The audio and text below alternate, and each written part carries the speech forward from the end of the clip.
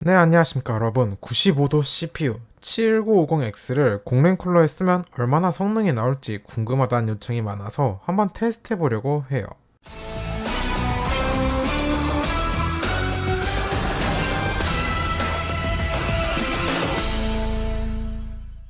원래 계획은 공랭, 순행만 비교하면 아쉬워서 에코모드까지 해보려 했는데, 아니 에코모드가 없네? 분명 다른 곳에서 에코모드를 써서 벤치했다고 해서 설정하려고 바이오스 들어갔거든요? 근데 없어요.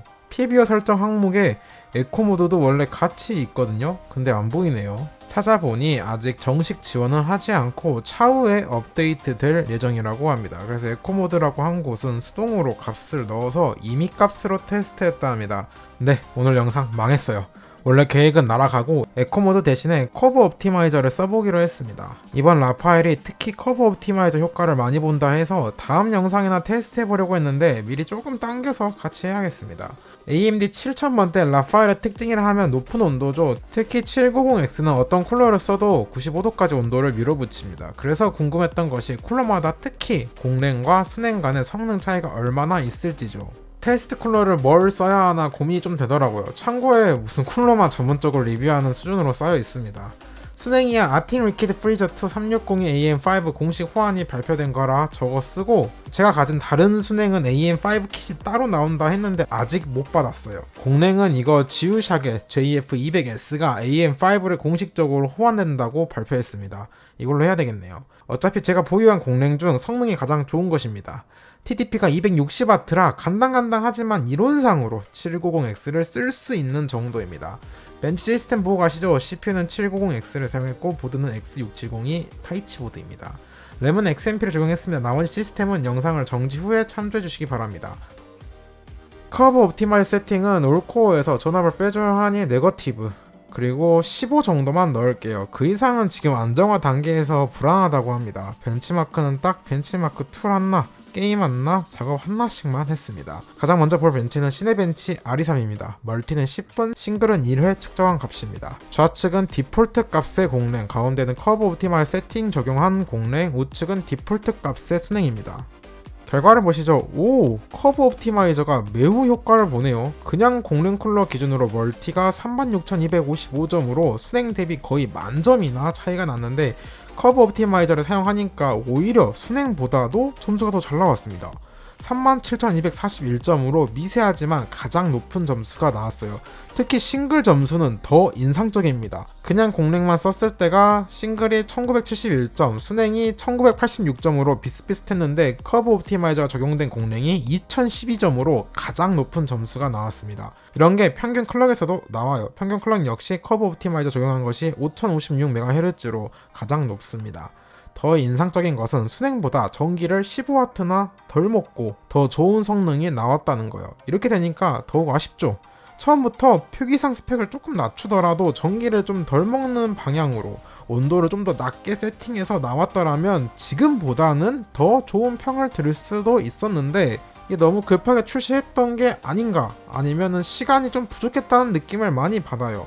근데 전혀 변명이 될 순 없습니다. 왜냐? 2년 만에 나온 새로운 CPU예요. 원래 대략 1년 주기로 나왔던 것이 2년 만에 나왔는데 준비가 부족했다? 시간이 부족했다? 말이 안 되죠. 바이오스도 그렇고 CPU 자체도 그렇고 참 아쉬운 점이 너무나 많은 이번 AMD 라파엘입니다. 온도는 따로 안 보여드리는 게, 아까도 말씀드렸지만 어차피 무슨 쿨러를 쓰던 95도까지 올라가고, 그건 커브 옵티마이저도 똑같습니다. 이건 에코 모드가 나오고 나중에 한번 다시 테스트해봐야 될 것 같네요. 게임에서도 커브 옵티마이저 효과가 나오는지 확인해보죠.